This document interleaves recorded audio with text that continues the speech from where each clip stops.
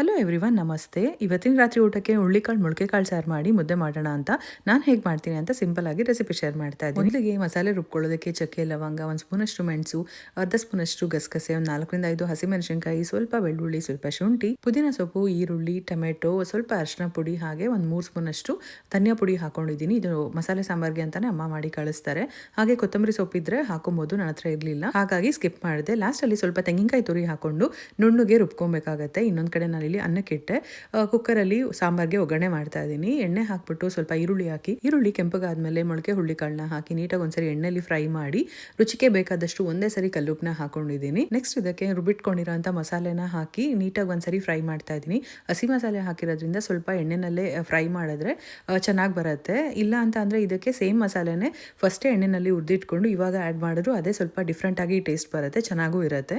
So consistency ನೋಡಿಕೊಂಡು ನೀರು ಎಷ್ಟು ಬೇಕಾಗುತ್ತೆ ಅಷ್ಟು ಅಡ್ಜಸ್ಟ್ ಮಾಡಿ ಹಾಕಿ ಕುಕ್ಕರ್ ಲಿಡ್ ಕ್ಲೋಸ್ ಮಾಡಿ 1ರಿಂದ 2 ಪ್ರೆಷರ್ ಬಂದರೆ ಸಾಕಾಗುತ್ತೆ. ಎಲ್ಲ ರೆಡಿ ಮಾಡಿ ಇಟ್ಕೊಂಡಿದ್ದಕ್ಕೆ ನೋಡ್ಬೋದು ಅನ್ನ ಸಾಂಬಾರು 20 ನಿಮಿಷದಲ್ಲೇ ಆಗೋಯ್ತು.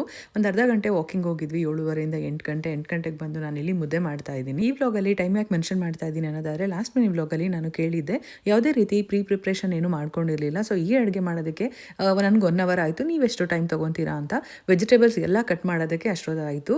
ಎಲ್ಲ ರೆಡಿ ಇತ್ತು ಅಂತ ಅಂದರೆ ಅರ್ಧ ಗಂಟೆಲಿ ಆಗುತ್ತೆ. ಎಷ್ಟೊಂದು ಜನ ರಿಪ್ಲೈ ಮಾಡಿದ್ದೀರಾ 30 ಮಿನಿಟ್ಸ್ ಸಾಕು, 20 ಮಿನಿಟ್ಸ್ ಸಾಕು ಅಂತ. ಹೌದು, ಎಲ್ಲ ರೆಡಿ ಮಾಡ್ಕೊಂಡಿದ್ರೆ 20 ನಿಮಿಷನೇ ಸಾಕಾಗುತ್ತೆ. ಆದರೆ ಅವತ್ತು ಯಾವುದೇ ರೀತಿ ಪ್ಲಾನ್ ಮಾಡಿರಲಿಲ್ಲ.